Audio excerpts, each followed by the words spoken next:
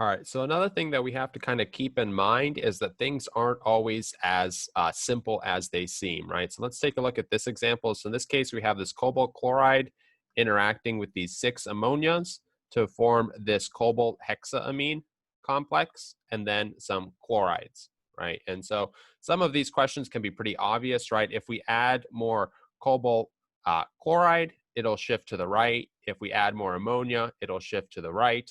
If we add more of the products, it'll shift to the left, right? That's very obvious to see um, because it's right in the equation, right? But just because we don't have an equation written for it doesn't mean that it won't have any effect. So for example, what happens here if we add some acid, right? So if we add some H plus, um, and so we can see that H plus is not anywhere in this equation, and so you may think that it won't have any effect.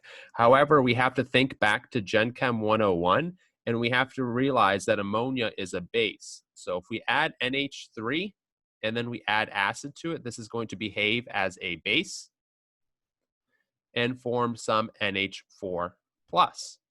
And so there's going to be this interaction here where these two are interacting and forming this NH4 plus, right? So we have multiple equilibria going on. And so the more acid we add, the more we're going to shift this equilibrium towards this direction. And since NH4 is not the same thing as NH3, the more acid we add, the more NH4 we get, and we actually get then a decrease in the concentration of NH3, a decrease in the concentration of the reactant will shift the equilibrium to the left or towards the reactants.